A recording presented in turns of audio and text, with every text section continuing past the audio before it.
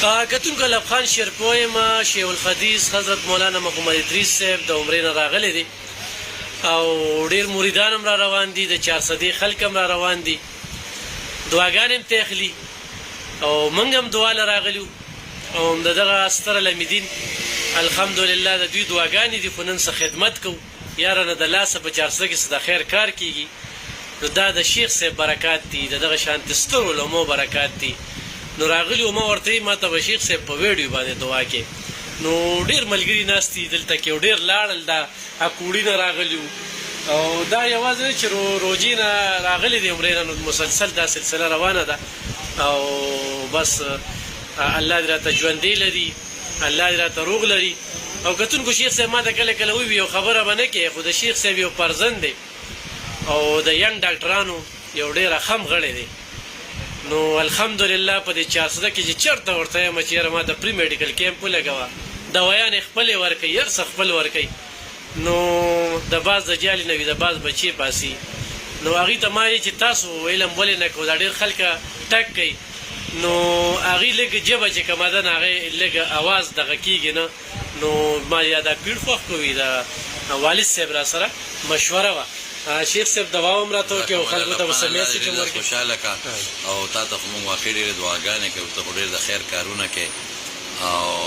د الله پاک نه د مسلمان دپاره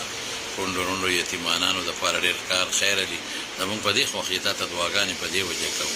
او چې څومره میلمانه راځي نو واقعي دا ډېر د مصروفیت وخت دی خو چې په هغې کې بیا هم میلمانه وخت وباسي او دلته موږ له راشي نو دا د هغه میلمنو ډېر عزت کوم قدر کوم الله یې ټول خوشحاله کړي او دا دعا کوم سره ستا د الله ټول مسلمانان چې د چا په زړه کې د بیت الله عزت او قدر وي نو الله دې ورله بولتې کړي باقي زما زوی دی نو واقعي ډاکټر دی ما مشر دی عالم دی شکر الحمدلله او مدرس عالم دی او 2 زامن مې دي او دا کشر هم ما علم ته وسته مې دې به علم کوي خو د هغه د ژبې څخه مختصره غوندې مسله ده نو په علم کې خو درس و تدریس پکاري بیا او تقریر پکاري نو هغه ته په هغې کې مشکلات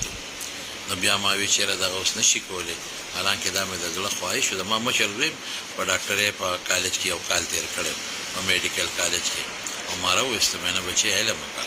خدای پاک په علم وکړو عالم شو حالانکې یو کال میډیکل کالج ته وتل ډېر ګران هغه یو کال میډیکل کالج کې تقریبا مولانا انیس احمد او هغې نه مې راوویسته او علم یې وکړ او د ده متعلق هم زما دا سوچ و چې ما ویره په ده به د علم کوم چونکې د هغه د خولې د ژبې مسله و هغه د علم خدمت وروستو نه شو کولی علم خدمت تقریر وي د علم خدمت درس و تدریس وي هغه نه شو کولی نو بس بیا مې ورله د ډاکټرۍ لار ځکه خوښه کړه چې دا هم په صحیح طریقه خدمت خلق کوي ډاکټر دا ښه خدمت خلق کوي نو ما ګورې بعضې ډاکټران ټول نه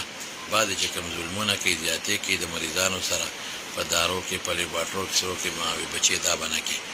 خو د خدمت جذبه به کې ډوډۍ به خدای درکوي هېڅ فکر مه کوه د ډوډۍ دا به الله درکوي مال یې هم راکړه تاله به هم درکوي خو د مخلوق خدمت وکړو انشاءالله اوسه پورې خو د زه مطمئن یم او رحمان صاحب تاسو هم چې مطمئن یې او مسلمانان ټول چې مطمئن بالکل او الله دې خوشحاله کړي او تاسو دې هم الله خوشحاله کړي او الله دې د ټولو برکات نصیب وګرځوي امین مولا صاحب اوس خلکو خو تقریباتو نه ټیمونه هم درله اخلي نو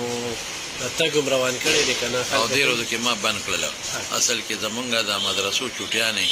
د اسلامي میاشتې رجب او شعبانې نو هغې کې مدرسې چوټي وي نو بیا دا درسونه بیانونو لزمه او دا د شوال د میاشت رکوټې اختر چې شروع شوه